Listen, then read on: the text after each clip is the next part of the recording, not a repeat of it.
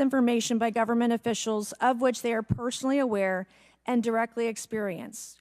And we will hear testimony today concerning recent revelations about a purportedly secret UAP program whose existence and findings may have been improperly withheld from Congress. But before we get to the witnesses, we're going to have a few more opening statements from our colleagues. And one thing I wanted to add at the end of my closing statement is there is a document that will be entered into the congressional record today. Mr. Tim Burchett from Tennessee has this document, and we just distributed it to every member up here on the dais of this document. But this is going to be the original document from the Pentagon about Immaculate Constellation that Michael Schellenberger delivered to Congress today. So thank you, Mr. Schellenberger, for this information. We are all reading it in real time now, and Mr. Burchett will enter it into the record. But 12 pages about this unacknowledged special access program that your government says does not exist. So with that, I would acknowledge my colleagues, Mr. Garcia.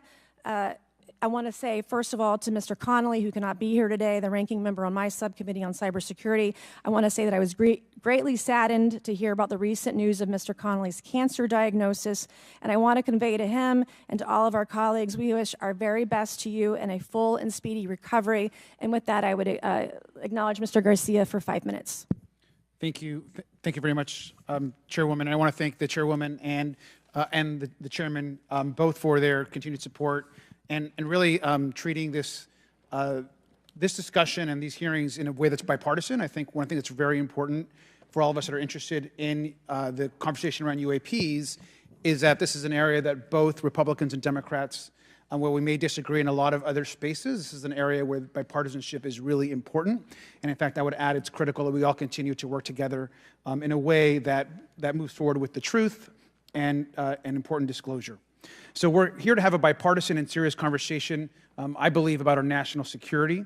We should always ground these conversations in facts, evidence, and the data in front of us. I want to note that we have our witnesses here. I want to thank you all for being here, and note that also amongst you have folks that have also served us in our military. And I know that for many of you, this has been a difficult process, but I'm very grateful to have you with us today, and thank you for joining us. I also want to note that today's hearing builds on a quite, I think, also historic public hearing that we had many months ago that Mr. Grothman and others helped lead in this very same hearing room, where I believe we began a really important public conversation about UAPs. And so I want to thank him for that, and I especially want to thank Chairwoman Mace for her continued advocacy on this topic. I also want to start with some facts. We know that there are objects or phenomena observed in our airspace, as our witnesses will testify, and also possibly in our oceans. In many cases, we don't know what they are, and this is, of course, why we're discussing UAPs. Now, the All-Domain Anomaly Resolution Office, AARO, has reported hundreds of UAPs that remain, quote, uncharacterized and unattributed, and which, quote, appear to have demonstrated unusual flight characteristics or performance capabilities and require further analysis. This is our own AARO office. Now, we shouldn't prejudge what they might be. I'm certainly not going to. We need evidence. But what we are detecting things, and we know that we don't understand them, and this is worth investigating. Now, the American people have legitimate questions, and I believe it's critical that Congress should help address them. This is about the truth and science and facts. Now, transparency and faith in our institutions is vital in a good democracy. Now, I'm proud to say that this hearing will build on that important bipartisan work, and I want to thank everyone for being involved, including members of our committee. Now, in our last hearing in July, we heard testimony that a significant number of pilots of major airlines have witnessed UAPs as well, but have no real confidential way of reporting them to the government. We heard that commercial pilots who encounter UAPs may be hesitant to speak openly due to stigma or fear of retaliation. We also know that AARO has reported that, and I want to quote, that most reports still reflect a bias towards restricted military airspace, a result of reporting from military personnel and sensors present in such areas. And so the lack of ability for civilian pilots raises real safety concerns and limits our ability to understand UAPs. This is a particular piece of this conversation that I am very interested in. Now, our last hearing inspired us to introduce the Safe Airspace for Americans Act, joined by Chairman Grothwin, Chairwoman Mace, and a bipartisan group of co-sponsors.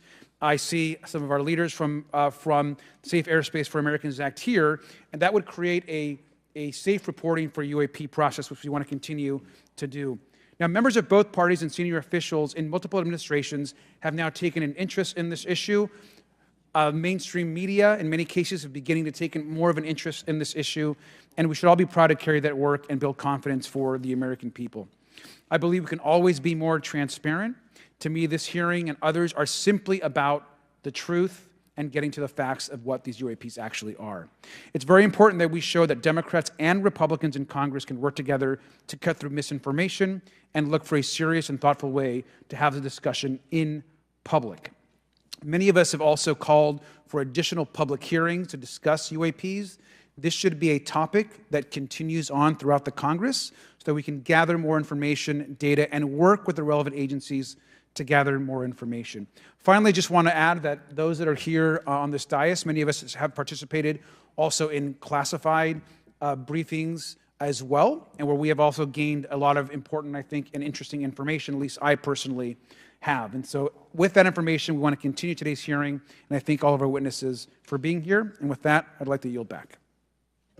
Thank you, Mr. Garcia, and I'd now like to recognize Mr. Grothman for a 5-minute introduction. Thank you. Good morning. I'd like to thank our witnesses for being here one more time. This is a topic I've been interested in since 8th grade. I'd like to thank Ms. Mace for working with me on this topic and for making this a joint subcommittee hearing. Last year, the Subcommittee on National Security, the Border and Foreign Affairs held an historic hearing to understand the potential national security risk of unidentified anomalous phenomena, or UAPs. We heard from former Navy Commander David Fravor, who shared firsthand experience with a UAP he engaged while on duty in the Pacific. We learned from David Gresh, a former member of the intelligence community, who revealed the supposed existence of secret government programs hidden from congressional oversight. Additionally, former military pilot Ryan Graves informed us of the limited ways in which the military and commercial pilots can report UAP sightings. Since that last hearings, I've led several briefings with government agencies to deepen my understanding with these issues. First, the Department of Defense Inspector General's Office informed us that the Department of Defense does not have a streamlined process for service members to report UAP activity. Since then, the Joint Chiefs have implemented standards for UAP reporting across the services. The Intelligence Community Inspector General informed us that whistleblowers often fear retaliation for reporting mismanagement of highly sensitive government projects or information. Finally, AARO has expressed to the committee that, like any other federal government agency, it's faced challenges in its establishment, specifically in hiring staff to manage UAP historical records and coordinating with other federal agencies. While these agencies have been helpful to us in understanding the challenges that come from collecting UAP data, none of them have been able to substantiate the claims made at this hearing last year by David Grush. Despite our committee members endlessly questioning these agencies inside and outside of a SCIF, I hope our witnesses today will be able to provide evidence and content that is worthwhile to our pursuits of eliminating government waste and increasing transparency. To help alleviate some of the roadblocks, I'm supportive of measures that were included in last year's National Defense Authorization Act to increase transparency and improve record-keeping measures when it comes to UAPs. But I believe there's still more work to go. I co-led the Safe Airspace for Americans Act with Ranking Member Garcia, which requires the Federal Aviation Administration to develop procedures to collect UAP data from civilian aviators. I look forward to working with members of Congress to see that this legislation and other UAP legislation crosses the finish line. I'm deeply alarmed by the reporting of the massive drone swarm that flew over Langley Air Force Base in Virginia last December. Langley is the home of the 1st Fighter Wing, which maintains half of the F-22s in the U.S. Air Force inventory. Reports of this incident indicate these drones were roughly 20 feet long, flying more than 100 miles an hour at an altitude of over 3,000 feet. Yet the origin of these drones and their operators remains a mystery. This incident and other sightings near sensitive military installations highlights the complexity of the UAP challenge facing our intelligence, defense, and homeland security committees.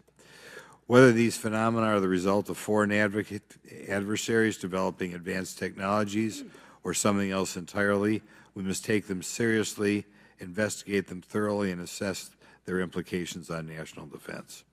The repeated UAP sightings around sensitive military sites underscores the need for innovative defensive strategies beyond traditional measures. They also highlight the urgent need for updated policies to address emerging threats as well as more effective interagency cooperation and intelligence sharing. However, none of this is going to be possible without transparency. For far too long, critical information about UAPs has been either classified or ignored, leaving the American public and key congressmen without clarity needed to make informed decisions.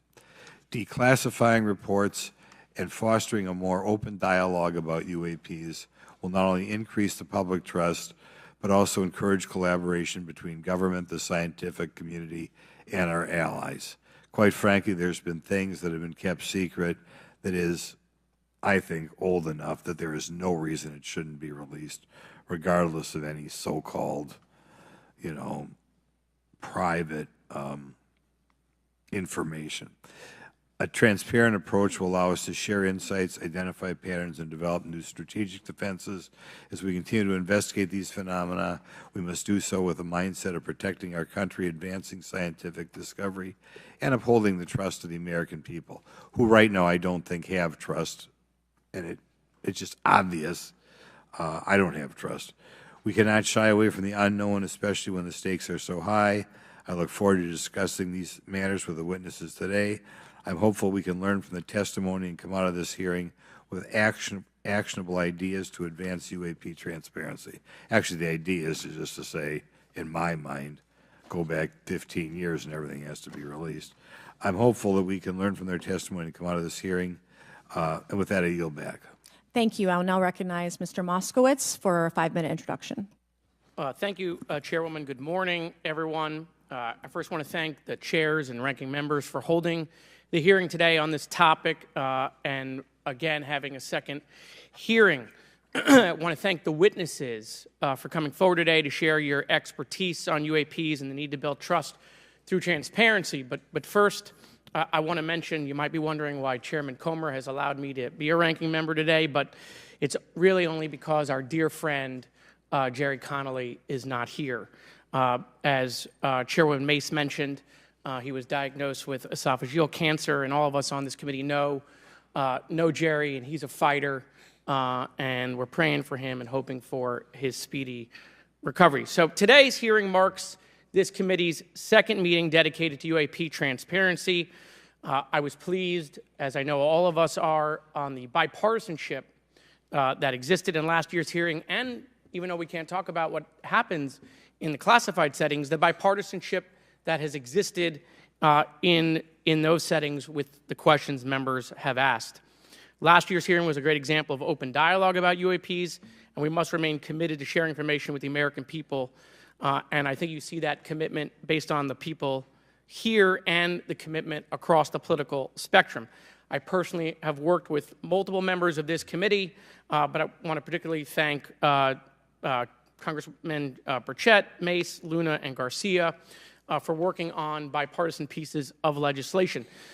In recent years, Congress has taken numerous bipartisan steps towards greater transparency. In 2022, in the NDAA, we created the All-Domain Anomaly Resolution Office to investigate unidentified flying objects. Following AARO, along with ODNI, released an unclassified report on UAP sightings. Of the 366 sightings included in the report, 171 remain uncharacterized, with some of these appearing to have demonstrated unusual flight characteristics or performance capabilities.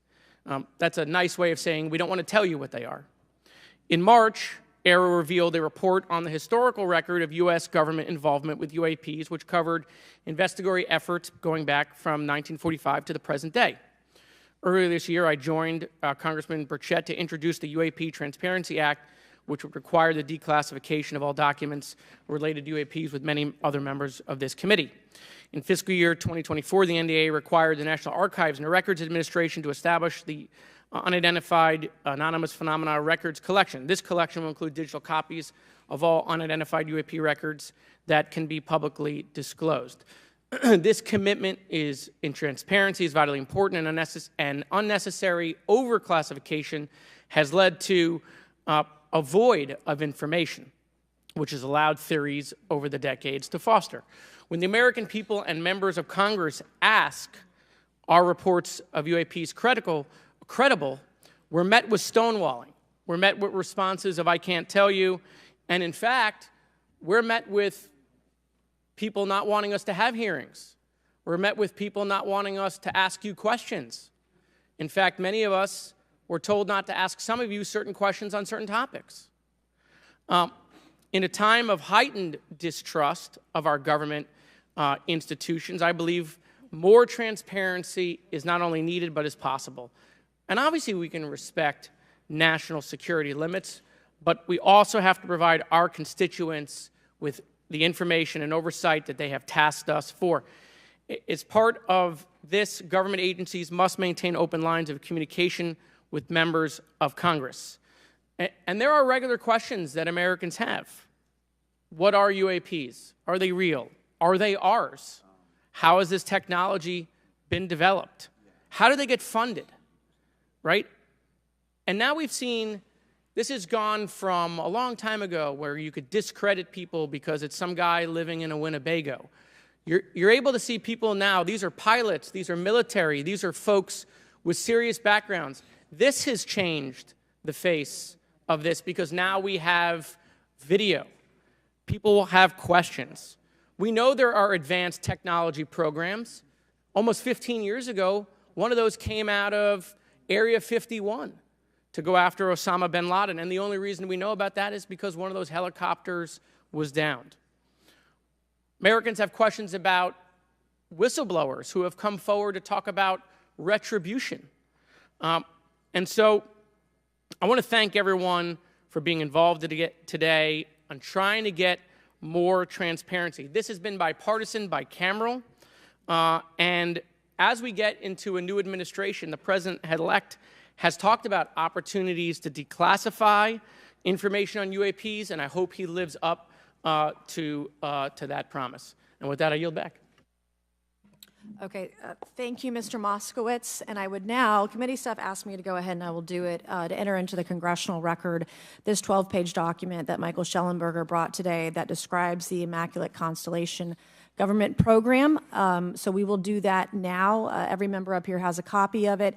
The first section talks about the unacknowledged special access program called Immaculate Constellation, and the second section about USG imagery intelligence. And Representative Luna just told me if I say Immaculate Constellation, I'll be on some list, maybe a FISA warrant. So come at me, bro, I guess. But without objection, entered in the record. All right, so next we will introduce our witnesses for today's hearing. Thank you so much for being here. Our first witness is retired Rear Admiral Tim Gallaudet, who retired from the U.S. Navy and is now the Chief Executive Officer at Ocean STL Consulting. Our second witness is Mr. Lou Elizondo, a former Department of Defense official and author of a recent bestseller book about UAPs. Our third witness is Mr. Michael Schellenberger, founder of the newsletter Public and author of a recent journalistic piece about special access programs, including one widely identified as Immaculate Constellation. I swear the staff wants me on a list. Okay. And our last witness today is Mr. Michael Gold, a former NASA official who is also a member of the NASA UAP Independent Study Team. Welcome, everyone. We are pleased to have you today. Pursuant to Committee Rule 9G, the witnesses will please stand and raise your right hands. This is where it gets real. Do you solemnly swear to affirm that the testimony that you are about to give is the truth, the whole truth, and nothing but the truth, so help you God? Let the record show that the witnesses all answered in the affirmative. We appreciate all of you being here today and look forward to your testimony. Let me remind the witnesses that we have read your written statements and they will appear in full in the hearing record. You guys may be seated. Please limit your oral statements to 5 minutes. As a reminder, please press the button in front of you so the microphone is turned on so that everyone in the room, members included, can hear you. When you begin to speak, the light in front of you will turn green. After 4 minutes, the light will turn yellow. When the red light comes on, your 5 minutes has expired, and we would ask that you please wrap it up. So I will first recognize Rear Admiral Gallaudet to please begin your opening remarks. Thank you, Chairwoman Mace, Chairman Grothman, Ranking Members Connolly and Garcia, and members of the committee. Thank you for this opportunity to testify today regarding unidentified anomalous phenomena, or UAP. Confirmation that UAPs are real came to me in January of 2015 when I was serving as the commander of the Navy Meteorology and Oceanography Command.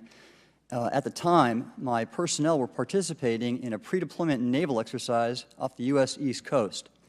It included the USS Theodore Roosevelt Carrier Strike Group, and this exercise was overseen by the United States Fleet Forces Command, led by a 4-star admiral who at the time was also my superior officer. During this exercise, I received an email on the Navy's secure network from the operations officer of U.S. Fleet Forces Command. The email was addressed to all the subordinate commanders, and the subject line read in all capital letters, "Urgent Safety of Flight Issue." The text of the email was brief but alarming, with words to the effect, "If any of you know what these are, tell me ASAP. We are having multiple near mid-air collisions, and if we do not resolve this soon, we are going to have to shut down the exercise."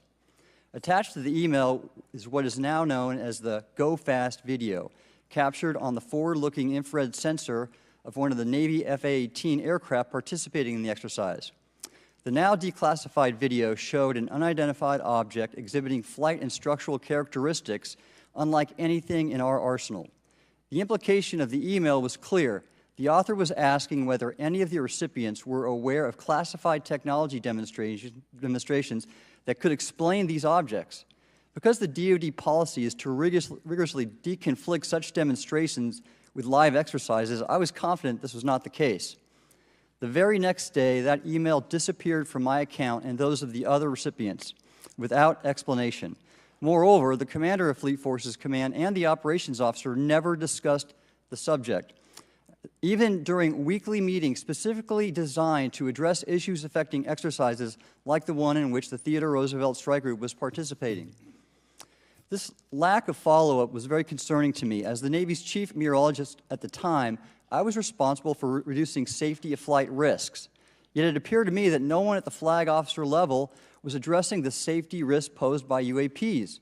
Instead, pilots were left to mitigate these threats on their own without guidance or support. I concluded that the UAP information must have been classified within a special access program managed by an intelligence agency. That is a compartmented program that even senior officials, including myself, were not read into. Last year's UAP hearing before this Oversight Committee confirmed that UAP-related information is being withheld from senior officials and members of Congress. And just this week, I learned from former DoD official Chris Mellon that satellite imagery of UAP from a few years ago still has not been shared with Congress. Equally concerning, last year's UAP hearing also revealed that elements of the government are engaged in a disinformation campaign to include personal attacks designed to discredit UAP whistleblowers. Having never signed a non-disclosure agreement regarding UAPs, and now as a private citizen, I've become an advocate for greater UAP transparency from the government.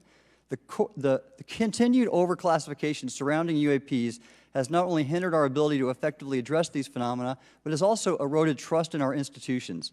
While I applaud previous bipartisan legislation passed by Congress concerning UAPs, a more comprehensive approach is needed to address the broader implication of UAP on public safety and national security, as well as the socioeconomic opportunities that open UAP research could unlock.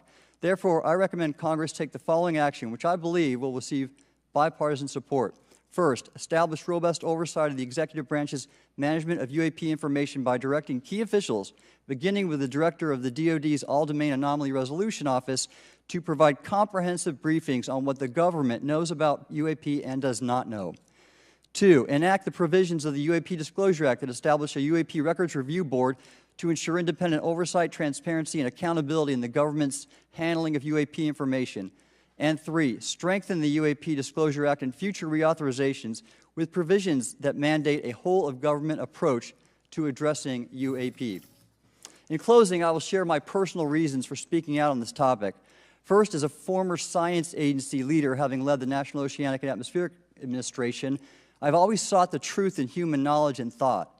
Now that we know UAP are interacting with humanity, and these include unidentified submerged objects in the ocean, we should not turn a blind eye, but instead boldly face this new reality and learn from it. Additionally, at a time when leaders in government leave much to be desired, I feel obligated to show moral leadership on this issue of UAP disclosure by validating the credibility of the courageous men and women who have come out as witnesses and whistleblowers to expose the truth. My speaking out has encouraged others to do the same, and it's my hope over time that a number of your constituents will want to know the truth and about UAP, and this number will increase to such an extent that the congressional action I have just recommended will become inevitable. Thank you, and I look forward to your questions. Thank you. I will now recognize Mr. Elizondo for his opening statement. Greetings, Chairwoman Mace, Chairman Grothman, Ranking Members Connolly and Garcia, and members of the committee. It is my honor and privilege to testify before you on the issue of unidentified anomalous phenomenon, formerly known as UFOs. On behalf of our brave men and women in uniform and across the intelligence community, as well as my fellow Americans who have awaited this day, thank you for your leadership on this important matter. Let me be clear. UAP are real. Advanced technologies not made by our government or any other government are monitoring sensitive military installations around the globe. Furthermore, the U.S. is in possession of UAP technologies, as are some of our adversaries.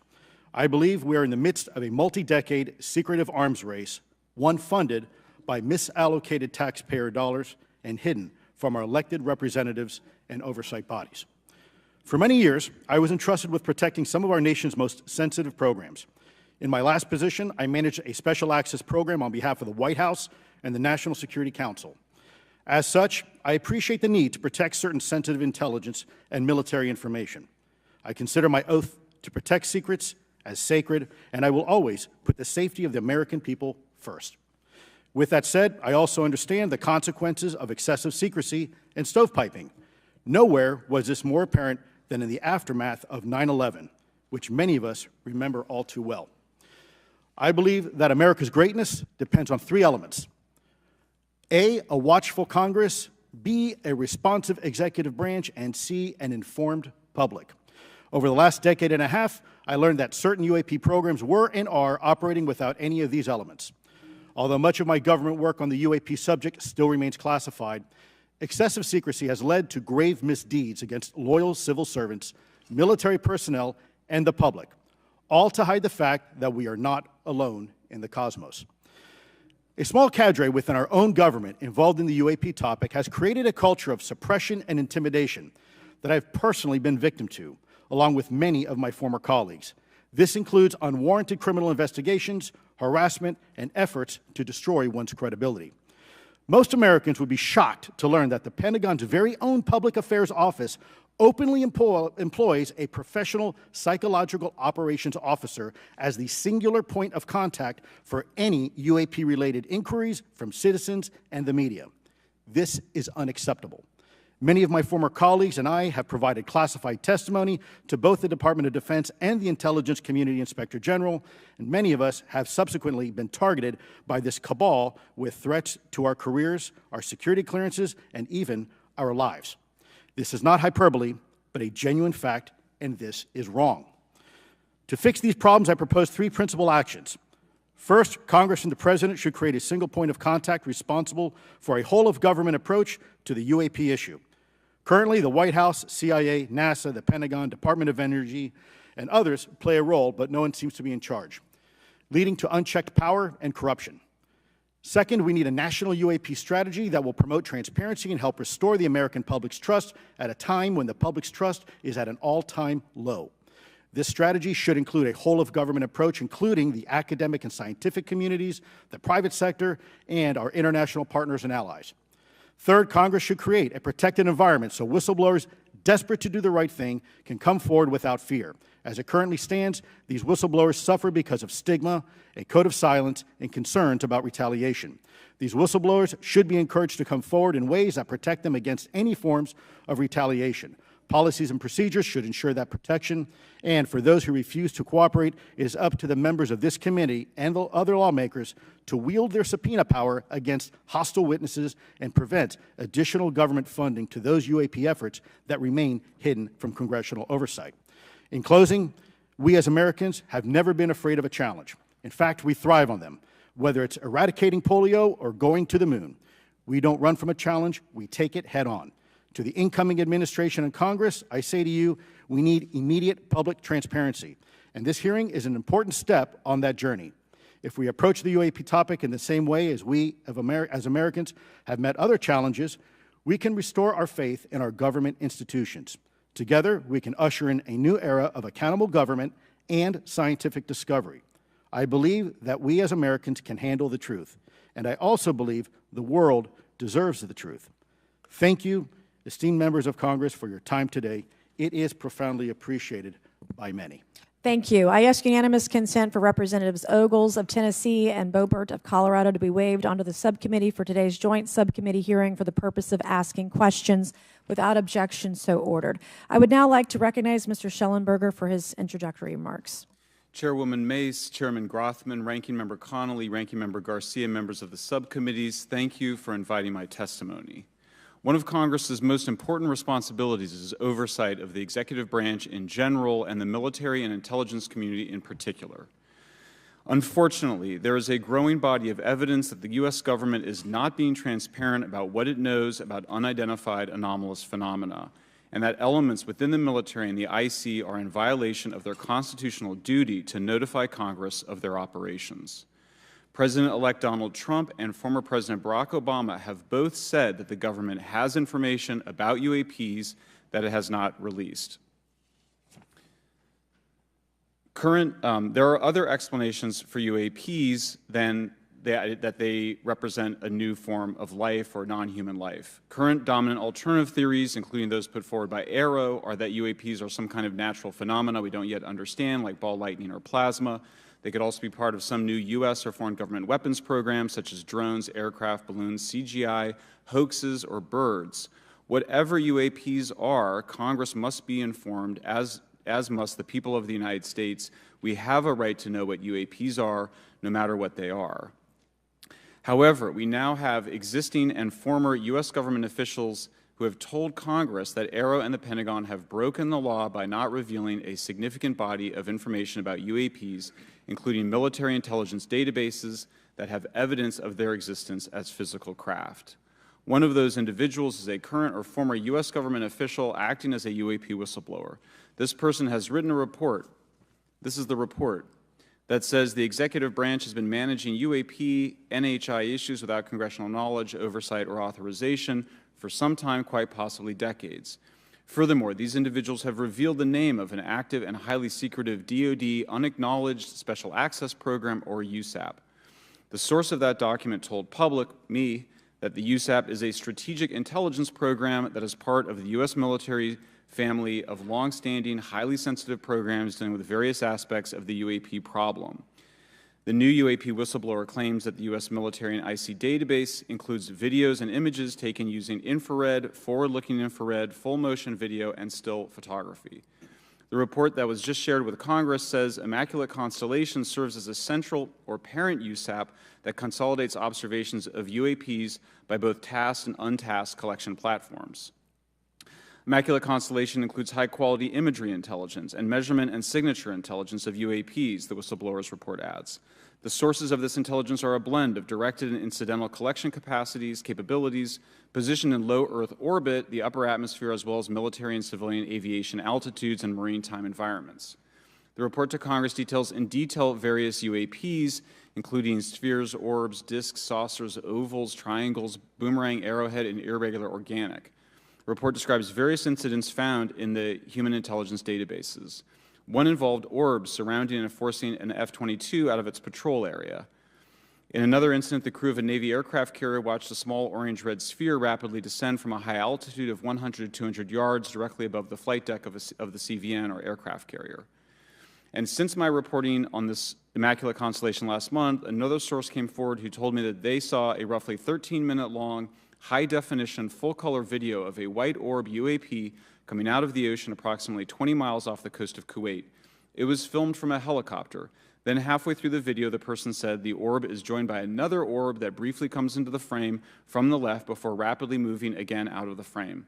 The person discovered the video on SIPR, the Secure Internet Protocol Router Network, which the DoD uses to transmit classified information. A leading UAP researcher who utilizes the Freedom of Information Act to find out what the government knows, John Greenwald, told me last year that the U.S. government had been increasingly denying his requests for UAP information. He has been doing FOIA requests for 27 years and has an archive of 3 million pages. The government has for decades denied any interest in UFOs, he told me, but the documents that he has assembled show that behind the scenes it was a completely different story. Contrary to the hopes of many advocates of transparency, the government has been restricting more information since the leak of 3 UAP videos in 2017. The DoD organization AARO has been labeling many documents with a B7 exemption, which Greenwald says does not make any sense.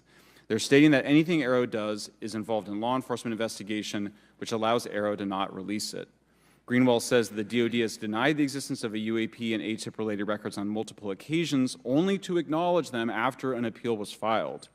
He added that the Naval Air Systems Command in March 2022 stated they found no additional UAP videos.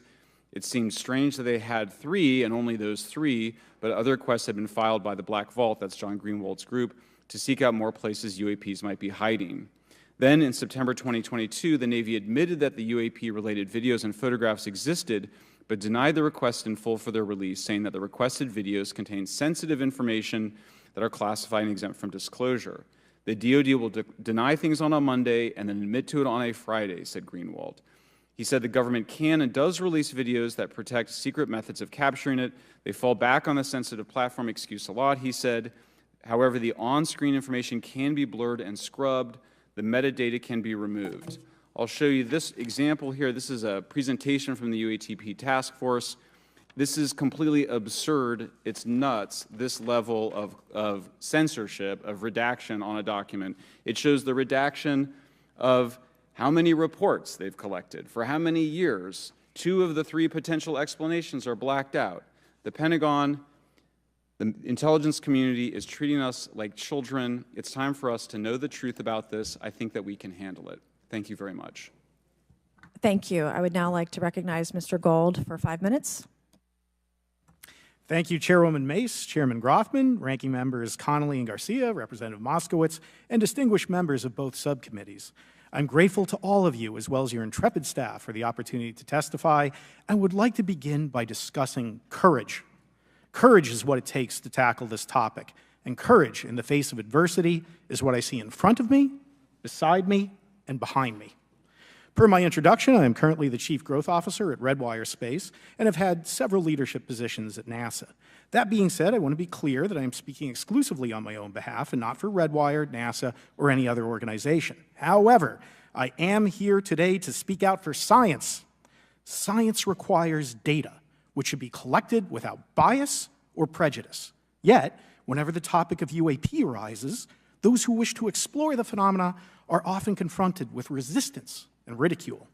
For example, members of the NASA UAP Independent Study Team, particularly those in academia, were mocked and even threatened for simply having the temerity to engage in the study of UAP.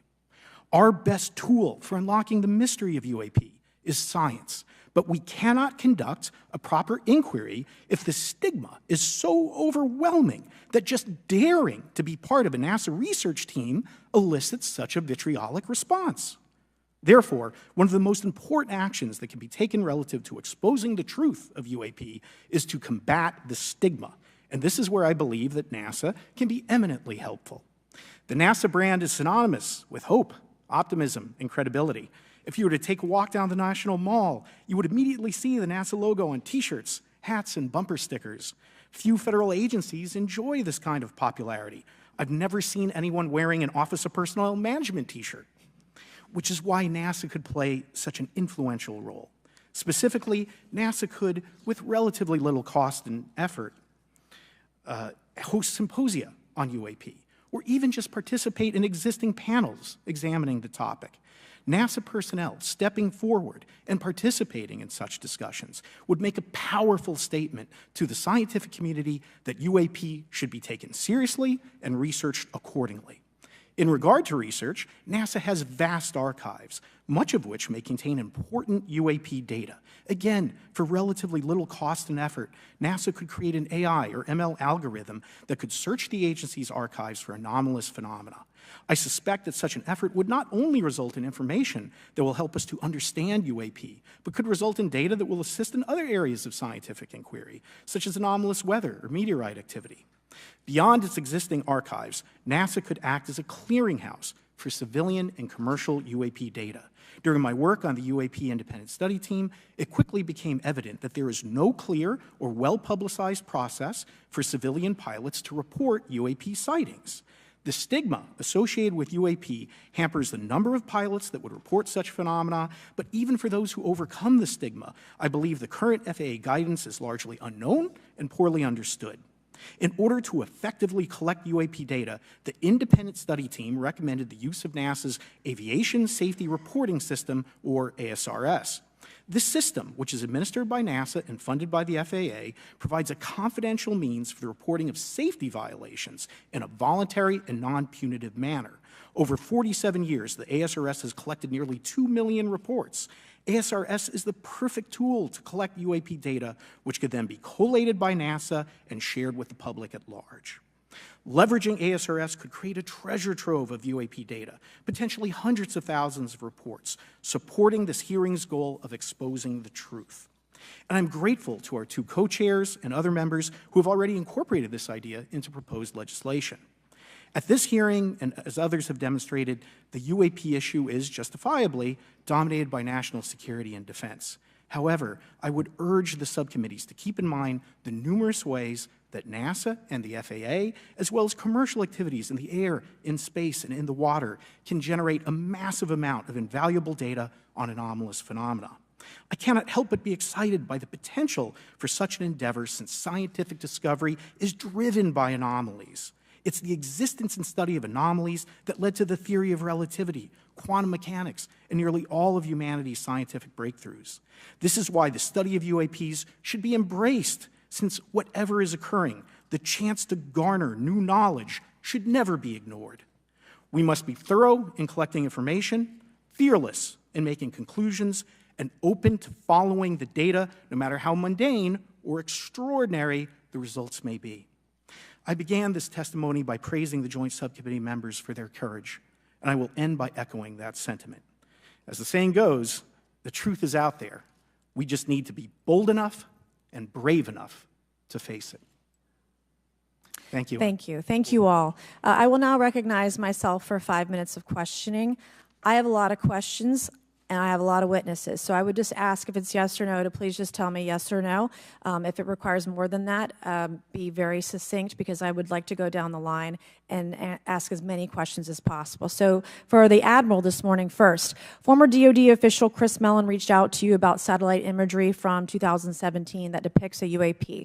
What were the dates in 2017 when this occurred? I can't share with you the details, ma'am, but I can do it in a closed setting, and I can also tell you the agency that wrote a report on it. Okay, so who has the imagery? I can tell you that in a closed setting. Can you describe what was depicted in the satellite imagery? Just a description. It was a UAP, ma'am. That's it? No other description? The term that the analysts used, they called it the button. It was a disc-shaped object. Okay, where was it? I can't tell you that, ma'am. Okay. All right. Okay, Mr. Elizondo, you state in your testimony that, quote, advanced technologies not by our government or any other government are monitoring sensitive military installations around the globe, end quote. If these technologies are not made by any government, who's making them? Private companies, or are you implying they are crafted by a non-human intelligence? Well, ma'am, that's precisely why we're here. The problem is that, temporally speaking, over decades, not just the last 10 years, to put this in perspective, are these private companies you're implying, or is this non-human intelligence? It may be both. Okay. When it comes to Blue Force Technologies, I would not be able to discuss okay. that. Are you read into secret UAP crash retrieval programs? We would have to have a conversation in a closed session, ma'am. I signed documentation 3 years ago that restricts my ability to discuss specifically crash retrievals. I submitted for my book through the DOPSR process, which took a year for it to be reviewed. And what is in the book is what I was told I'm allowed to talk about. Has the government conducted secret UAP crash retrieval programs, yes or no? Yes. Okay, were they designed to identify and reverse engineer alien craft, yes or no? Yes. Does the U.S. government have any reverse, okay, we already answered that question about retrieval programs. Do any U.S. contractors have the same? I would prefer to address that in a closed session, ma'am. Okay. In your book, you mentioned government employees who've been injured by UAPs placed on leave and receiving government compensation for their injuries. Is that correct? That is correct. How can the government deny we have recovered craft if they're paying people because they've been injured by recovered craft? Ma'am, that's a great question. That's why I think we're here again, because I've seen the documentation by the U.S. government for several of these individuals who have sustained injuries as a result of a UAP incident. It's a crazy idea, right? The hypocrisy and the logic. Okay, Mr. Schellenberger, I'm going to say it again to be very clear. Immaculate Constellation. What's its mission and how are they funded? Its mission is to, as I stated, its mission is to, it's an unacknowledged special access program. Its mission is to document UAPs. Okay, and do you, for your story and your report, do you have more than one credible source? I do. Sourcing, okay. I do. And then why do you believe your sources to be credible? How do you judge the veracity of the documentation you've been provided about this program? I checked the sources, and they are who they say they are. They are current or former government officials. I wanted to also add that I did not specify that they were Defense Department employees. I didn't specify the agency nor the gender. Would they have included non-government employees, people that aren't employed by the government? These are, I'm comfortable saying that these are government or previously government employees. Any of them currently employed by a private contractor or private contractors? I'd rather not say. Okay. What's the key takeaway, just a few seconds, about the Immaculate Constellation document you provided us today? I think that what the American people need to know is that the U.S. military and intelligence community are sitting on a huge amount of visual and other information, still photos, video photos, other sensor information, and they have for a very long time. And it's not those fuzzy photos and videos that we've been given. There's very clear high images, res, high resolution. How many visuals, graphics, videos, photos? I mean, I've been told hundreds, maybe thousands. I mean, I also wanted to say, because there was some conversation around concern around the revealing of these materials, revealing the source collections, but some of these are shot from helicopters using normal videos of oceans. I just think that's absurd that somehow you're going to be revealing some secret U.S. technology by revealing that you've photographed orbs off the coast of Kuwait. Okay, thank you. I have 8 seconds. Mr. Gold, did the NASA independent study team get briefed on what you call OSAP? Very quickly. I flagged the Advanced Aerospace Weapons System Application Program to our chair and our DFO. We did not get briefed, but I believe it is definitely worth looking into. That was probably the largest UAP review effort ever, and I think produced a lot of interest data, including revealing Nimitz. I don't know if my fellow witness, Lou, might want to, he did yeoman's work on it, might want to comment. Okay. All right, I'm going to turn to Mr. Moskowitz, who will be recognized for 5 minutes of questioning. Thank you, Madam Chairwoman. So, Mr. Gold, you gave a whole diatribe for a couple of minutes about UAPs, science, data collection, stigma. A lot of non-believers in all of this would just ask a very simple question. Why? Why is it so hard, right? Like, why are people, anytime they ask, why are they always thwarted? Why are they always judged? Why is they always have misinformation spread? Why is there always retribution? Why is it always met with an ear? What's the why? If it doesn't exist, why is it such a problem? I think if you go through the history of science, Representative, it is always difficult for breakthroughs and new information, regardless of whether it's UAP or any other kind of discovery. And in science, we're supposed to be open, but when you break with the orthodoxy of what's believed, whether it's Galileo saying that the Earth doesn't rotate or the Earth rotates around the sun or the sun doesn't rotate around the Earth, it's always challenging for new beliefs. And the more extraordinary those discoveries, the more extraordinary those new beliefs, it's very difficult. So I think this is natural. There's natural conservatism that when it comes to science, but this issue in particular has been very difficult where, again, even to attempt to study it becomes problematic. But every hearing like this, every news report, every video, documentaries. I was privileged to be a part of something Dan Fair is putting together. I think many of us have interviewed for it, documentary over 30 different government officials. Every brick in the wall will help get us closer to getting to the truth. I appreciate that. Mr. Elizondo, did I have that correct? Sir. I'm a recovering lawyer, so I'm going to put my hat on for a second. You said you signed a document. Love that. Who gave that to you? The U.S. government, sir. Okay, you have a copy of it? It is stored in a SCIF right now. I do not have possession of it. The U.S. government does. What department of the U.S. government gave you this document? I will say the Department of Defense. Unfortunately, I can't say in this forum much more than that. You specifically said the document said you can't talk about crash retrieval. Well, you know, you can't talk about Fight Club if there's no Fight Club. Correct. Okay, I'm just making an observation. Yes, sir. So that document that you signed, that you said exists, specifically said you can't talk about crash retrieval. Correct, sir. It was a limitation on what because already I'd been speaking publicly about the topic, and so the document said you can continue saying X, Y, Z, but you cannot discuss the topic. When you of crash give retrievals. me the atmosphere of signing this document. You're in a room by yourself, I'm in a SCIF with a security officer, sir. just one-on-one. Anybody else? There may have been an assistant as well. It was in a SCIF within a Department of Defense facility. Give me your background real quick. My background is I went to school to study microbiology and immunology, entered into the U.S. Army, and after a very short stint in military intelligence, I became a counterintelligence special agent. As a civilian, later on I became a special agent in charge, running investigations in counterterrorism and counterespionage primarily, with some experience in counterinsurgency and counternarcotics.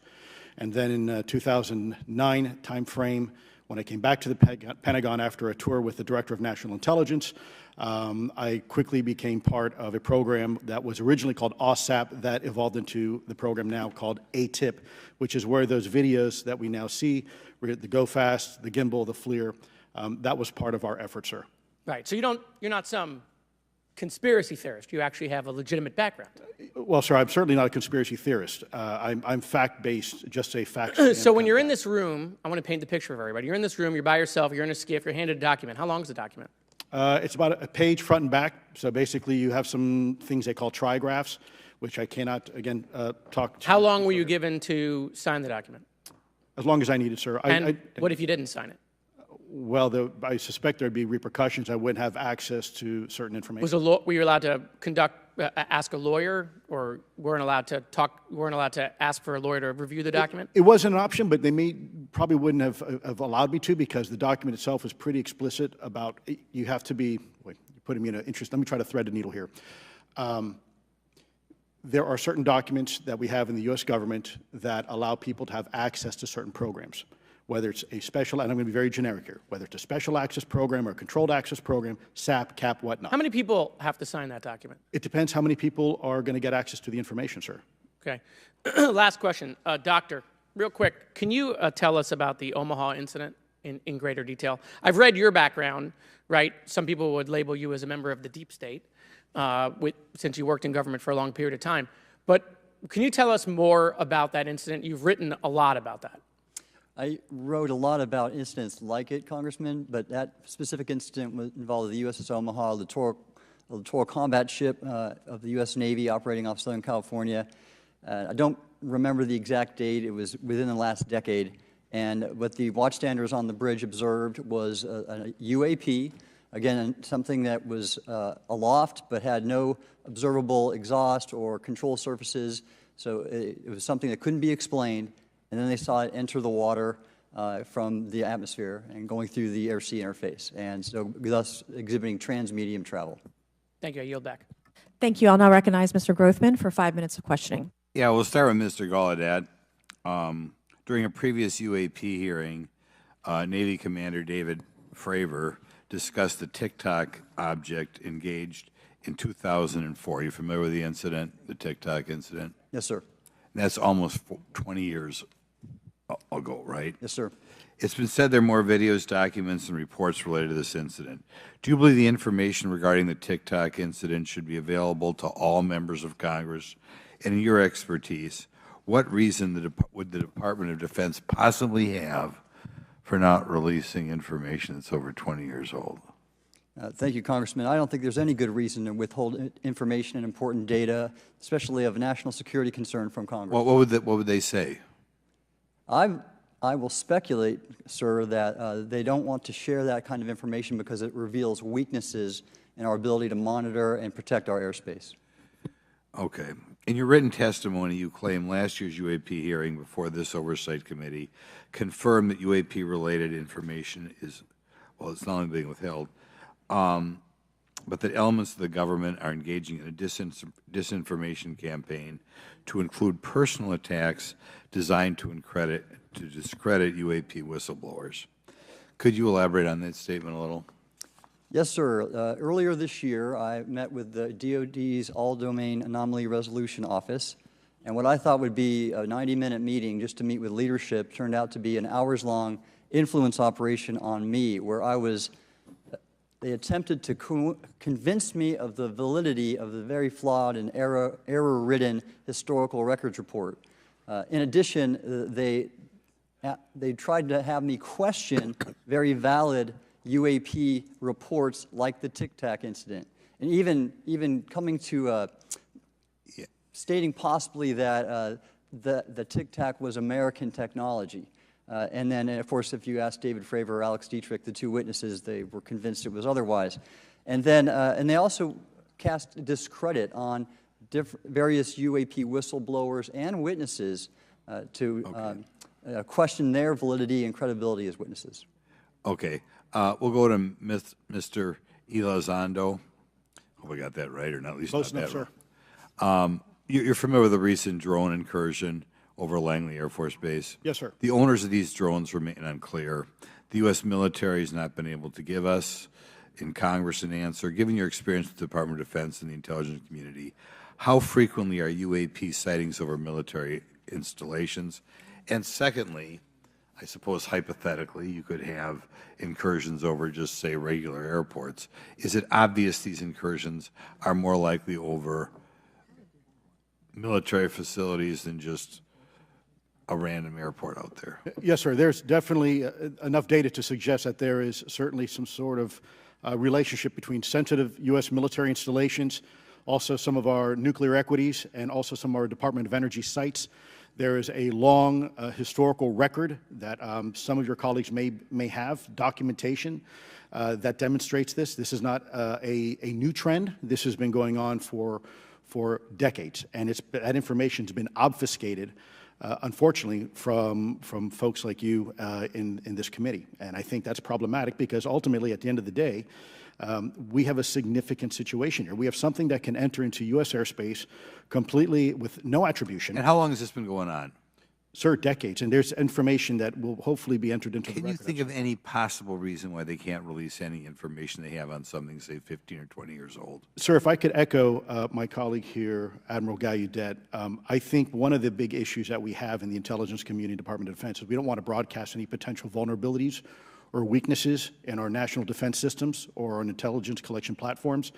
Therefore, when you have a conversation where you address a problem for which there is no solution, it makes that a very uncomfortable conversation to have. Okay, we'll switch to Mr. Schellenberger. The primary reason you're here today is because you published an article on the news publication that you own called Public, right? Alleging that a new unnamed government whistleblower has come forward asserting that a highly classified program exists dedicated to recovery and reverse engineering of UAP technologies. Can you give us what specific evidence you have or that your source provided you to substantiate the claims about the existence of the Immaculate Constellation program? Well, you have the report in front of you now, so you can see it for yourself. I checked the report, and I did not find it based on existing cases. It was new cases for me. I hadn't found anybody, so that answered for me that it was not obviously circular reporting, which is one of the big concerns in this space. I also had the name of the program confirmed by more than one additional source. So yeah, and then of course I checked to make sure that the source was who they claimed to be. Okay. I should also say that when I said before it was this database, it is a much broader program than that. It also includes human intelligence, and then, as you mentioned, the retrieval and the reversal. Any knowledge of what country these things originated in? No, I have no idea. Okay. Okay, I will now recognize Mr. Burchett for 5 minutes of questions. Thank you, Chair Lady. I request unanimous consent to enter into the record documents provided to us regarding legacy UAP programs and psychological operations. Lou Elizondo. So ordered. I also want to thank my buddy Jeremy Corbell for providing us documents and access to some whistleblowers. Mr. Elizondo, what is your last position with the federal government? Sir, I was the Director of National Program Special Management Staff managing a White House Special Access Program on behalf of the National Security Council. How would you characterize UAPs? An enigma, sir, and a frustration. We're talking about technologies that can outperform anything we have in our inventory. And if this was an adversarial technology, this would be an intelligence failure eclipsing that of 9/11 by an order of magnitude. Are there classified Department of Defense materials related to UAPs that you believe could be safely disclosed to the public without compromising national security? Yes, sir, I do. I would never, ever try to endorse providing some sort of information that could compromise what we call a blue force technology or capability. But I do believe there's a lot of information regarding this topic, and I've been very vocal about it, that should be shared not only with the public, but most importantly, with members of Congress. Are you familiar with my friend David Grush? Absolutely, sir. I had the privilege and honor of working with him myself several years ago at U.S. Space Force. Last year, as you know, he testified that the U.S. has run a multi-decade UAP crash retrieval and reverse engineering program. Would you agree with that? Yes, sir. Are there UAP programs operating without proper congressional oversight? 100%. What are they? Unfortunately, sir, I would have to have that conversation in a closed session. I know you said that, and a lot of people are frustrated with those kind of answers, but we're asking those kind of questions so you all know what the heck we're up against. You also mentioned in your opening statement that the Pentagon's Public Affairs Office employs a psychological operations officer as the singular point of contact for UAP-related inquiries. Why the heck would they do that? Sir, that's a great question. I would ask the Pentagon. There's a long history here of that individual providing misleading and false information to the public through various news outlets and media outlets in order to discredit this topic. I've personally been victim to it. We have the documentation to substantiate where this information has been absolutely inaccurate, that has been provided time and time again, and it turns out that that individual was also working with former leadership of Arrow at the time as well. And we punish them by giving them multi-million dollars more than they ask for every year. Admiral Gallaudet, you mentioned in your opening statement on an email you received from the operations officer of the Fleet Forces Command regarding unknown objects almost colliding with U.S. military planes. Did anyone respond with knowledge of what the objects were? I received no response, sir. Did the exercise get canceled? The exercise did not get canceled. Why do you think the commander of Fleet Forces operations officer never discussed the incident again? Sir, I'm speculating because I didn't have an exchange with him, but I believed it to be part of a special access program, the information and the video, which we have known now it was, and he realized he couldn't share that openly with the recipients of the email, and therefore the email was pulled from everybody's account. Again, tell us what happened to the email from the commander of Fleet Forces. The day after I received it, and all the other recipients received it, which were all the subordinate commanders of U.S. Fleet Forces, so 1- and 2-star admirals, including strike group commanders, the email was wiped or deleted from our accounts, Okay. and then no one talked about it. All right. Have you specifically had any experience with submersible objects? Sir, I've no personal experience, but I've had witnesses on submarines come to me and say they've seen on sonar data. Correct. Okay. Yeah, how would USOs. you characterize those, and how do they move?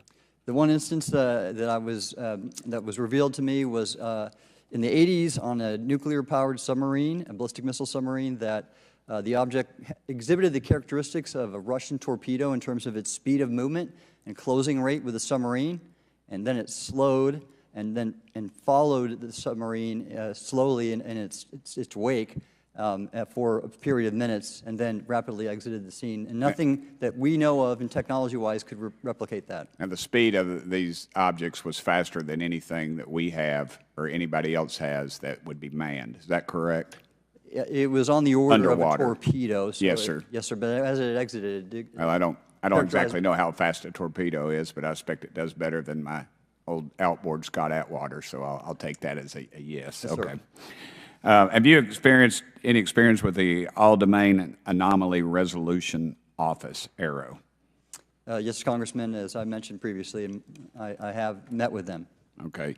You heard Mr. Elizondo describe psychological operations for those contacting the Department of Defense about UAPs. You mentioned a similar influence operation by ARROW. Why are federal agencies invested in running information operations about UAPs if they do not exist? Yes, sir. But I'll make a statement on ARROW's behalf. They have new leadership. The office has reached out to me to meet again, and I take that as a good faith effort, and we'll see where that goes. Thank you, Chair Lady. I've run over. Thank you. Thank you, Mr. Tennessee. I would now like to recognize Mr. Higgins. You're the king of Tennessee. Mr. Higgins, you're recognized for 5 minutes of questions. Thank you, Madam Chair. Mr. Elizondo, Mr. Schellenberger notes in the report that we've been given for this hearing. I believe, Mr. Schellenberger, let me shift you with the author of this report. I'm sorry, sir. I'm not the author of... Mr. Schellenberger, were you the author of this report? There's No, I was no not. name on it. No. Do you know the author? I do. You do. And how would you estimate that madam or gentleman, the author? The person is a current or former U.S. government employee. And it states here that this is the public version of the author's report. Yes. So where might one find the non-public version of the author's report? I don't know the answer to that. Would that be with the Department of Defense? I don't know. But you do know the author. I do. You know what the author's sources were? The author's sources are described in the report. These databases, the Immaculate Constellation. Right, but you expressed some confidence in the sources. I would. Earlier in I do. testimony, you expressed confidence. So do you know those sources? I do. Are they within the Department of Defense? I can't say. You can't say or you won't say? I won't say. Okay, why not? Because I protect my sources, and I think the reason... But you're not naming them. It's a big department, but many of us on my side of the aisle would say it's far too big. So you're talking about the Department of Defense, sources from within the Department of Defense? I'm not willing to reduce the Okay. potential universe of where my sources might be. Okay, moving on. In this report, Mr. Elizondo, for reference, several types of allegedly alien craft or possibly alien craft or unknown aerial phenomena, what we used to call UFOs, are described. Spheres and orbs, discs and saucers, oval or tic-tac, triangular shape, boomerang and arrowhead, and irregular or organic. Mr. Elizondo, does that summarize to you the types of craft that we're discussing today? Sir, that is a general morphology, historically speaking, of many UAP. So those descriptions are very different craft. Is it your assessment that they would come of different origins? It's possible, but it also could be in sense a matter of utility. And let me just state for the record, I never read the report that or the article that Mr. Schellenberger put out. The reason That's a good point. We're just referencing it. Yes, sir. For descriptive purposes for the American people. Mr. Schellenberger, in this report, it's striking to me that regarding the descriptions of experiences with these various craft, several of them include biological effects and several do not. Are you familiar with what I'm talking about? Yes. Okay, so spheres and orbs, triangular craft, and irregular or organic craft includes some descriptions of biological effects, including feelings of unease, electronic device malfunctions, long-term psychological effects such as anxiety or insomnia have been noted, feeling of being watched, a shared awareness with the triangle craft, and under the irregular and organic craft, biological effects include physical sensations of warmth or cold and unexplained smells and psychological distress. So these are very specific descriptions of the reactions of human beings, which allegedly have been noted from a study here, a report. All of those experiences would have been described by the sources that the author used. I'm not sure I understand. This is a very broad description of biological effects, and it's striking to me that they are present with relation to some types of craft, but absent in others. This would require a great deal of research and study. Can you explain that? My understanding is that this is the database is very large. It includes both the images, the videos, the still images, as well as the human intelligence, the reports, the raw data from individuals having these experiences. So in answer to your question, yeah, I mean, I think we're looking at a very large amount of data collected over many decades. And that data is held by the Department of Defense? Well, I will say that after I published, I was told that this program, that the USAP was actually managed by the Department of Defense but held at the White House. Roger but that. that's a single source, and I don't have multiple sources to verify that. Thank you, sir. I did my best to trick an answer out of you, but I was partially successful. Madam Chair, I yield. Thank you. I now recognize Mr. Frost for 5 minutes of questions. Thank you, Madam Chair. In addition to serving on this committee, the Oversight Committee, I also serve on the Science, Space, and Technology Committee, where we often discuss how essential data and evidence are used in science and used at departments such as NASA. During a hearing, NASA Administrator Nelson affirmed the importance of NASA in helping us to understand UAP. Mr. Gold, if the government doesn't have the data it needs on UAP because, say, someone who saw something is concerned about stigma, public backlash, et cetera, or maybe there's just not good systems in place, how are we supposed to ultimately figure out what's going on? Yeah, thank you for the question. And let me compliment Administrator Nelson that there wouldn't have been a UAP independent study team if it wasn't for his leadership and courage. We're talking about data and where we can get data from. As I described, NASA has whole archives of data, much of which I believe will likely have information that will help inform UAP. We need only look. And again, in an era with AI and ML, we can relatively quickly and easily go through it. So I think it's something that we should encourage NASA to do. However, per Chairman Grothman's comment about UAP focusing on national security sites, I believe there's something, sir, that you may have heard of called sensor bias. That because we've got more cameras, more monitoring of national security, we don't know how extensive UAP activity may be over civilian areas. And this is to the second part of your question where we're not collecting the data. We're not collecting sufficient data from pilots. We're not collecting sufficient data from civilian and commercial activities. And this is, again, where ASRS, I think, could substantially change that, get the data out there, and allow us to do good science. Yeah. Thank you. I mean, on the data, you know, I'm a really big proponent of transparency. But obviously, there's always a little bit of balance that we have to have in government on transparency as well. I mean, last year, NASA appointed a director of UAP research in response to the recommendation by the independent study team. In the final report, there's a quote, despite numerous accounts and visuals, the absence of consistent, detailed, and curated observations means we do not presently have the body of data needed to make definite and scientific conclusions about UAP. Can you just talk really quickly about that balance of security and transparency? So I can say, having served at NASA, it is the most transparent organization I've ever been in. When we would have conversations of executive leadership, things would leak out almost instantly. So I can assure you, intentionally or not, NASA's very transparent. I don't know if many of you have worked with engineers or scientists. They love to talk. So I believe that NASA is a paradigm of transparency, but we must have the ability and the data to be able to be transparent with. And if we're not gathering that, if we're not looking at it, then we can't bring NASA into the game and get to that good science that you need.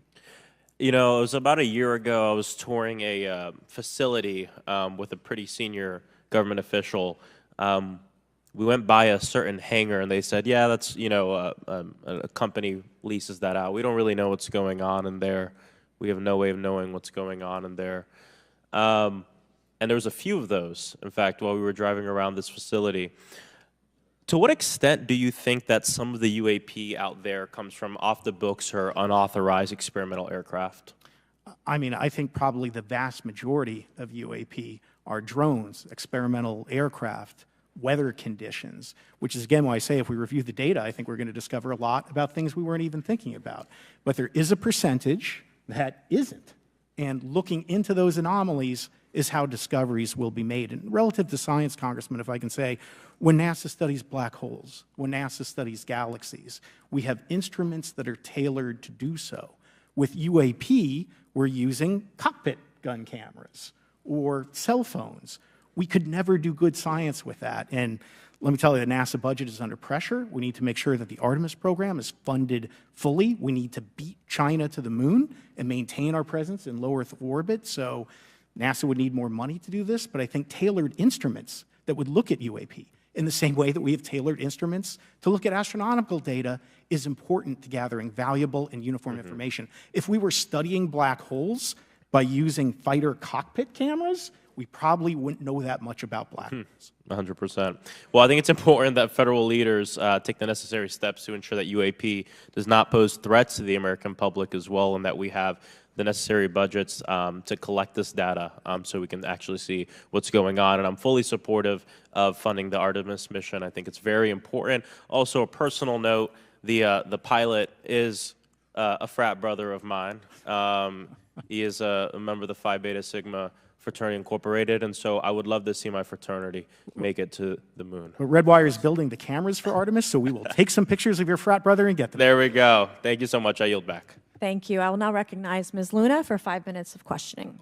Mr. Elizondo, to your knowledge, can you name the country and around time frame that the first back-engineered UAP program started? Ma'am, unfortunately, I would not be able to have that conversation in public. Can anyone on the panel name that? I cannot. None of you? Okay. This next question is for Mr. Gallaudet. To your knowledge, have any USOs ever outpaced our submarines? Yes, ma'am. At what magnitude? I don't have the exact speed, but again, a witness came to me, a credible former submarine officer who observed it on sonar data.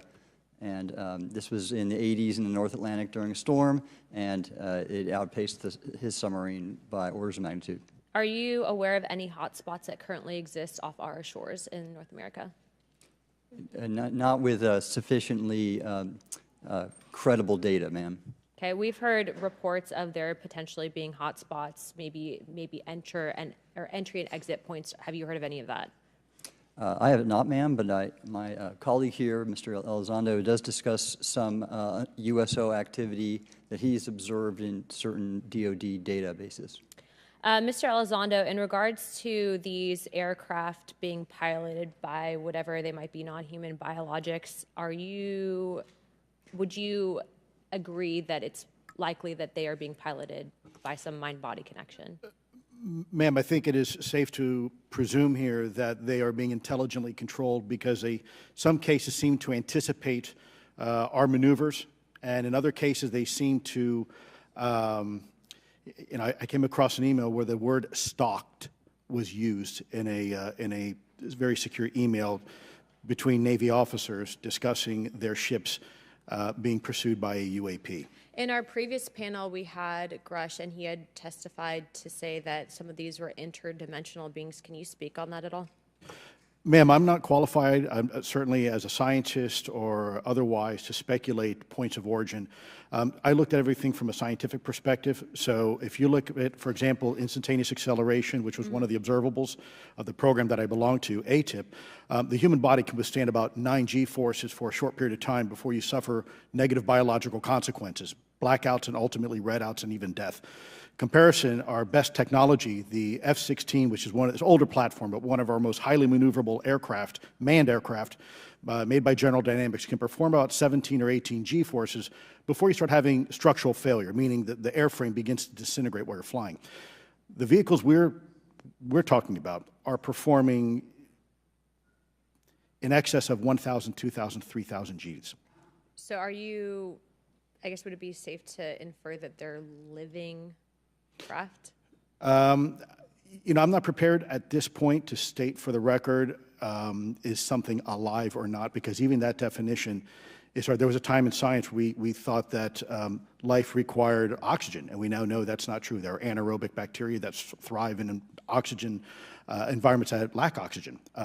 And so also the same with photosynthesis. When I was in college, I was told everything is derived from photosynthesis as a form of energy. In reality, that's not true. There are things that live off of chemosynthesis. So we're constantly having to reevaluate our understanding of what the definition of life is. Mm-hmm. Do any of you ever come across reports from people that claim to have firsthand experiences with these entities, whatever they might be, or these aircraft, and then as a result, whether or not they're religious, find that these things will automatically disappear? Anyone, and this is open to any of you on the panel. So just real quick, because I'm running out of time. Lou? Ma'am, I've always been a nuts and bolts kind of guy. When I was at ATIP, I was focusing more on the performance characteristics and less on the potential occupants. Okay, the reason I ask is because it seems like, just based on our conversations, that we've had people that say that there are good and bad of whatever these things are. And so my concern from a national security perspective is A, that true? B, are you guys hearing the reports of that? And C, I think moving forward in regards to technology, Mr. Gold, if you can answer this real quickly, some of these aircraft, it seems that they are operating off of energy that we don't currently have. But just yes or no, in your opinion, if we were able to obtain that, would that impact humanity for the better or negative? Would certainly save us some money on funding on Artemis. Definitely. And this is a national security issue, that if there is such technology out there, we're not the only country that might have access to it. We don't want to be on the wrong end of technological surprise. Okay. Thank you guys for your time. All right, thank you. I will now recognize Mr. Garcia for 5 minutes. Thank you, and I apologize for stepping out. My governor is here upstairs, so I'm trying to get in between meetings, so apologize for that.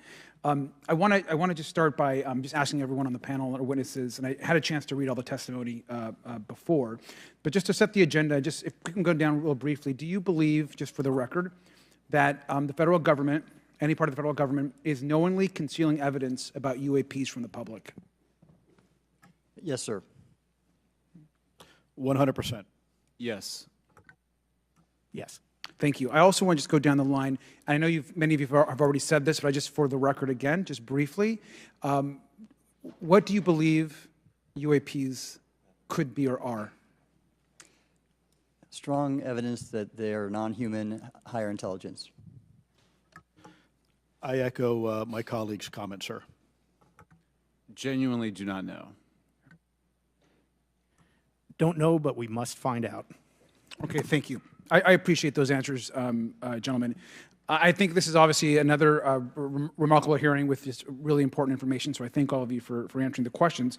Admiral, I just want to go back to one thing. Now, last year, our subcommittee heard from 2 retired Navy pilots, Lieutenant Ryan Graves and Commander David Fravor, regarding UAPs. Actually, I think Ryan is here in the audience and been a great person to get to know and to have conversations with. He, of course, has been involved in the Safe Airspace for Americans Act with Chairman Graves, with Chairwoman Mace for UAP reporting by civilian aviation personnel. Can you discuss briefly why it's important for civilian pilots to be able to report UAPs and why these legal protections are critical for our national security? Yes, Congressman, thank you. And I did invite Ryan Graves is my guest, as I'm on his advisory board for the Americans for Safe Aerospace, and the legislation that you supported and introduced, I fully support as well. And I think it's important that more civilian pilots, commercial pilots, report so we can better understand and learn and do research on UAP, as well as remove the stigma so more citizens report on what they observe. And also, it'll only contribute to aviation safety when we have a better understanding of where these UAP are, how they operate, and at what frequency and what capability level. So it's important for aviation safety, and it'll be important for moving science and research forward. Thank you, sir. And I just want to reiterate to my colleagues, I mean, this is a very bipartisan piece of legislation, and we just got to continue to get this through the Congress, and it's incredibly important that civilian pilots have the opportunity to safely report the UAPs that they are seeing or encountering in the air. And I can't express how critical this piece of what I believe is a larger collection of evidence and facts actually happen. We've been approached by pilots. I've talked to folks that have been engaged with our office and others, and there is still enormous stigma. And essentially, we don't have a system where folks are feeling free to be able to report what they're seeing. And so I just want to reiterate that advocacy. Mr. Gold, in your testimony, you discussed NASA's aviation safety reporting system, a confidential, non-punitive reporting mechanism. In the Safe Airspace for Americans Act, we explicitly allow for civilian reporting, of course, of UAPs. Can you explain why the NASA task force recommended the use of the aviation safety reporting system? The aviation safety reporting system is an existing system that is trusted, that has taken hundreds of thousands, now millions of cases. And again, recognizing budgetary constraints, this seemed like the perfect way to be able to gain more data. And when it comes to the stigma, sir, it's something that pilots are used to reporting on, that crew is used to reporting on. So it's a great way to get data, to overcome the stigma without spending really that much more additional money since the system exists. Thank you so much for your support of that. Thank you for what Ryan Graves does. This is a common sense means to expose the truth of UAP for the purpose of this hearing. Thank you. And I just want to also add, now earlier this year, as part of the House Defense Authorization Bill, the NDAA, I had filed an amendment to include the UAP Disclosure Act, which would create a UAP Records Review Board and exercise of eminent domain over UAP-related material, modeled actually on the JFK Assassination Records Collection Act, which is widely known. Now, the amendment was blocked, but thankfully the Senate included the amendment by Senator Rounds and Schumer for the UAP Disclosure Act. So I just again want to say that we should be pushing and ensuring the UAP Disclosure Act, which is bipartisan in its support, should move forward. And if I can just briefly, particularly Admiral, can you just briefly, as I close my time, explain why the UAP Disclosure Act would be critical for us and our national security? Thank you, Congressman. Yes, I believe the UAP Disclosure Act is important for national security, as well as advancing potential socioeconomic benefits resulting from UAP research, as well as public safety, as we referred to previously regarding aviation. And this act will allow for greater transparency and open research, and that's why I'm also a member of the UAP Disclosure Fund as an advisor, as in the Sol Foundation, as an advisor, senior strategic advisor, which is advocating for the same. Thank you very much. I yield back. All right, thank you. I'd like to recognize Mr. Biggs for 5 minutes of questioning. Thank you, Madam Chair. Thank you for holding this committee. Thank you to the witnesses. Admiral, the video that is called the Go Fast video, the email that you've talked about being deleted, I just want to briefly cover this. You said that the email, the author was asking whether any of the recipients were aware of the classified technology demonstrations that it could explain the objects that were observed. And then you said the email disappears. Then you guys have a series of meetings. The commander of fleet forces and his operations officer never discussed the incident again. Is that right? Is that accurate? That's accurate, sir. And even during weekly meetings, it was never discussed again. My question for you is, you were in those meetings. Did you personally hear that nothing was going on about that? Yes, sir. I was in those meetings, and did you make inquiries about that? No, I did not, sir, because I inferred, since I had been read into other special access programs, that this UAP video was part of one that I was not read into, or any of the recipients, or the author of the email, and that an intelligence agency basically pulled it back and instructed the author of the email, hey, this is, you just conducted what they call spillage into a lower classification level. And when that's done, the procedures are basically to remove any of the communication. You're going to silo it. So, and you, Mr. Elizondo, you said in your report and your testimony today, a government work on the UAP subject still remains classified. Excessive secrecy has led to grave misdeeds against loyal civil servants, military personnel, and the public, all to hide the fact that we are not alone in the cosmos. Fair? Yes, sir. All right. And all of you, and Mr. Schellenberger, by the way, I've read several of your books, Mr. Schellenberger, excellent stuff. Thank you. What I would say, too, is you were asked about the veracity of the author of this report. You're comfortable with the veracity? Yes. Okay. And then, and I'll get to you in a second, Mr. Gold. We'll talk about Kuhnian and Lakatoshian scientific advancement and how we're obviating that through these processes. But we'll get to that in a sec. Because what I want to really get to is the ultimate question really becomes this. For what purpose is the federal government overclassifying, because that's what they're doing, they're overclassifying, and forbidding the public for getting access to this? And if you know, if you have an explanation, I'm curious because I know what I've been told. I just want to know from your perspective, why do they overclassify? Mr. Elizondo, you look like you're finger on the button, ready to go. Yes, sir. Forgive me. I think there's several reasons. I think at the time when this reality became evident to the U.S. government, we were in the middle of the Cold War with then Soviet Union, and we did not want to tip our hands to what our knowledge base was on this topic. We did not want to broadcast that to the Cold War is long over. It is, sir. It is, sir. There's also then the philosophical argument that the Department of Defense and the intelligence community is solution-oriented. And when you don't have answers, it's a really tough spot to be in. It's easier to be quiet and suppressed than if you don't have the answer. Indeed, sir. In fact, there's a very real example when we built the U-2 spy plane and flew it over then Russia, and we're taking reconnaissance. And when we first started flying the aircraft, it flew so high and so fast we thought they weren't tracking us. In reality, they were tracking every flight. It wasn't until the Russians could develop the SA-2 surface-to-air missile and successfully shoot them down.